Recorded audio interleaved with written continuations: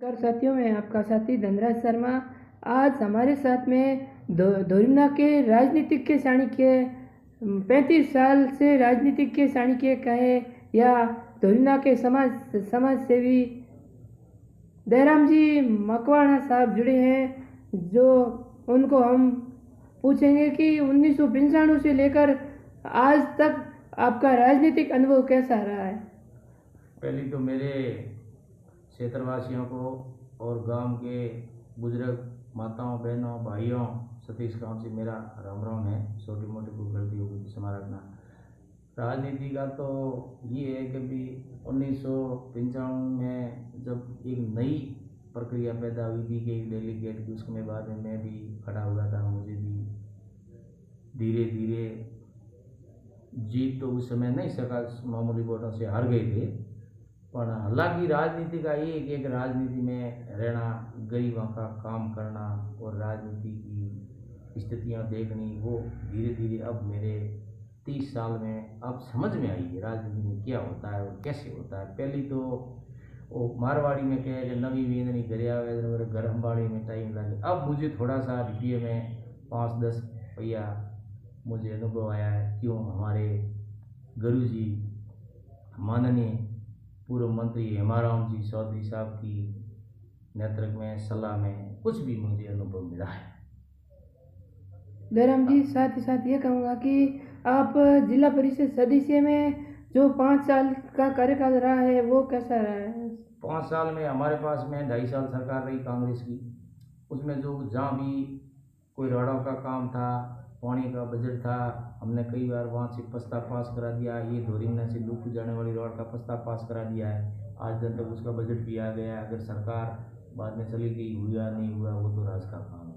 और पानी के बारे में मैंने कहा तो धोरिमना में 5 करोड़ रुपया हमारी सरकार ने, कांग्रेस सरकार ने दिया था बजट, तो वो भी यहाँ पाइपलाइन पूरी जगह जगह लगा दी। पर हालांकि वो शिक्षक नहीं हुई। सरकार ने तो पैसा दे दिया, वो भूमाफियों ने, किसी ने खाया कि अय्यर ने खाया, जई ने खाया या ठेकेदार ने खाया, किसी अधिकारियों ने खाया, वो मुझे ध्यान में नहीं। हमने कई बार इसका पंगा लिया, फिर भी उजागर नहीं हुआ।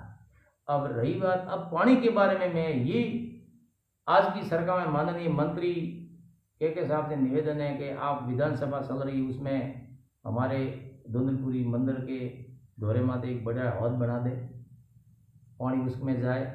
उसके बाद में पूरा यहाँ धोरिमने की पब्लिक के लिए कनेक्शन किया जाए। दयाराम जी, कल अपने राजस्थान के यशस्वी मुख्यमंत्री भजन लाल जी बजट पेश कर रहे हैं, उसको लेकर आप बताओ अपने धोरिमना क्षेत्र के लिए क्या क्या कार्य होने चाहिए। तो मैं ये बता रहा हूँ नहीं, कल बजट में मंत्री जी से ये निवेदन कर रहा हूँ नहीं भाई, वहाँ टंकी बढ़नी चाहिए, पानी आना चाहिए, सबके लिए यही सुविधा होनी चाहिए। और तीसरी बात है कि किसानों के लिए जो अनुदान का वो पैसा था वो भी आज दिन तक मिला नहीं है। किसान जगह जगह रोडों पर घूम रहा है, आरएलपी वाला ही हमेशा धरना प्रदर्शन कर रहा है, हमारी कांग्रेस भी कर रही है और बीजेपी वाले सब किसान भाई सब कर रहा है। उसका भी बजट पास होना चाहिए और सबको मिलना चाहिए। अब तीसरी बात कि मेरा एक निवेदन है कि जो लाइट किसी के घर में है, बेरोरी कनेक्शन, उसके अंदर सही टाइम आते वोल्टेज दिया जाए तो किसानों की मोटर नहीं बढ़े। और किसी के भाई कोई गलत थोड़ी घनी लाइट है तो मंत्री जी ये विधानसभा में प्रस्ताव पास रखे कि किसी के ऊपर सीट नहीं भरी जाए, किसी की लाइट नहीं काटी जाए और किसानों के लिए टाइम पर लाइट दी जाए। और गरीबों का यही भला है, किसान यही चाहता है और तो क्या चाहता है।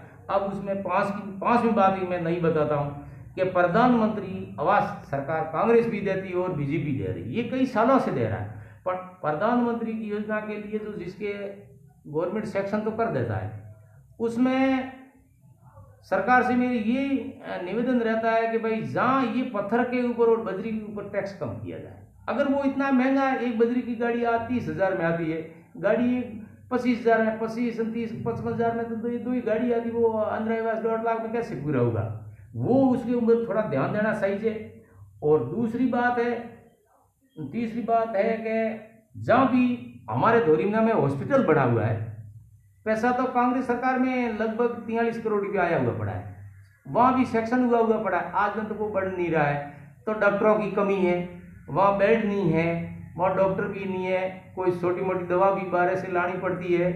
उसके लिए भी सरकार से इसमें भी ध्यान रखना। कांग्रेस सरकार में हमारे 25 लाख रुपया तक वो फ्री इलाज हो रहा था।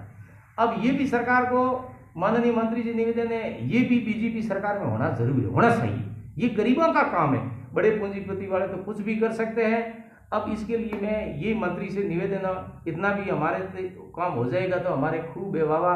और रही और नई बात तो हमारे को बालोतरा में भेजा है, तो ये मंत्री जी इस प्रस्ताव ले ले, ये हमारा जिला भी धोरीना बना दे तो हमारा भी दिल भी खुश हो जाएगा। नहीं तो भाई जयराम जी, साथ ही साथ ये कहूँगा कि मुझे सुनने में आ रहा है कि अपने धोरीना जो नगर पालिका क्षेत्र है वहाँ पे सड़कों का बहुत ही भारी अभाव चल रहा है। वहाँ पे 5 से 6 सड़कें जो मेरी देखने में आ रही है कि 5 से 6 सड़कें, लुकू रोड है, गुड़ामालिनी रोड है, डॉक्टर भीमराव अंबेडकर रोड है, विश्वकर्मा रोड है और भीमतल रोड है। ये सड़कें आपने पिछले कांग्रेस की सरकार में भी नहीं बन पाई और अभी बीजेपी की सरकार बनी है उसके बाद में भी नहीं बन रही है। उसको लेकर भी आप बताओ क्या कारण है? मैंने कांग्रेस सरकार में जब मैं जिला परिषद था तो मैंने कई बार जो आपने बताया उसका पूरा प्रस्ताव लिया हुआ है और रिकॉर्ड के अंदर भी बजट आया हुआ है और वो पास भी हुई है। अब ये बीजेपी सरकार अगर बढ़ावे नहीं बढ़ावे तो मर्जी उसकी बात है। अब ये गरीबों के मार्केट की रोड तो पूरी टूटी हुई है, या नगर पालिका नाम से बनी हुई। नगर पालिका कोई इसमें काम तो होते नहीं है। ये झाड़ू काटने वाला किसी को 5-10 जने लगा दिए और फॉर्मेलिटी होती है। नगर पालिका बहुत लंबी है, अजानी ढोणी, गणेशवाणी, खर, धोरीना, मेघवाड़ा बस्ती, वहाँ तो कोई झाड़ू काटने नहीं जाता, वहाँ हमारे नहीं है, सिर्फ कागदम फॉर्मेलिटी है। उसके अंदर ये बजट आता है, बजट सही ढंग से वितरण नहीं होता है और नहीं कोई अधिकारी लोग ध्यान देते हैं। और अधिकारी लोगों से माननीय मंत्री साहब से ये निवेदन, बजट दिया जाए, या तो बजट नहीं है, यहाँ की दुकानें भी बनी है तो ऐस पड़ी, उसकी दुकानों का भी कौन सा किराया है, कैसा किराया है, कितना आता है, वो भी किसी को पता नहीं। हमारे को, मैं 35 साल से राजनीति, मुझे भी पता नहीं और आम गरीब को तो कैसे पता होगा। मेरा तो सरकार से ये निवेदन है, मुझे गरीबों का सहयोग चाहिए, जो जितना देगा वो भी इतना कम है और छोटी मोटी गलती होगी मेरे भाइयों बहनों माताओं। जयराम जी, ये कहूँगा कि अपने धोरीना के अंदर सड़कों का भी अभाव है एवं सीवरेज की भी समस्या है एवं दमकल का भी अभाव है। उसको लेकर अपने जनप्रतिनिधि कोई आवाज़ नहीं उठाते हैं। अपने धोरीना में सीवरेज की बहुत भारी समस्या चल रही है। कल मैंने एक वीडियो देखा था, अपने धोरीना क्षेत्र का ही था, वो भी कल लोग बोल रहे थे कि अपने जो खालियों का गंदा पानी आता है वो सड़क पर आ रहा है, उसको लेकर पूरी सड़क पर आ रहा है। लुकू रोड पर तो आम सौरई नदी चल रही है। मैंने भी एक अपने सीओ साहब को निवेदन किया था, मैं कहा सर ये भी थोड़ी सुधार करना। सीओ साहब ने कहा हम देखेंगे, अभी तक तो कोई सुधार हुआ नहीं है। जो आप बात बता रहा वो सही बात है, ये तो काम सरकार का है, ये सरकार फैसला करेगी। सरकार 1 घंटे में सब कुछ कर सकती है। ये गरीबों के साथ में अत्याचार होता है, सरकार बनाने वाला गरीब लोग है। कभी भी कांग्रेस से परेशान होता है तो बीजेपी में चले जाते हैं, बीजेपी से परेशान होता है कांग्रेस में चले जाते हैं। नेता तो नाटक कर देता है और क्या कहता है, कब तो हिंदू सम्मेलन करो, कभी कहता है खेजड़ी बसाओ।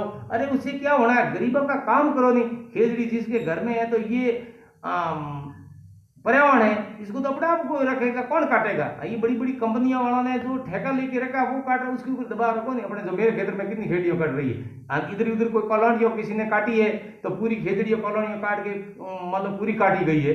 तो कई बार मैंने तहसीलदार को निवेदन किया था, भाई हमारे पाड़े में कई कॉलोनी कटी है, भाई कई खेजड़ियों कटी है, उसके बारे में तो किसी ने ध्यान ही नहीं दिया।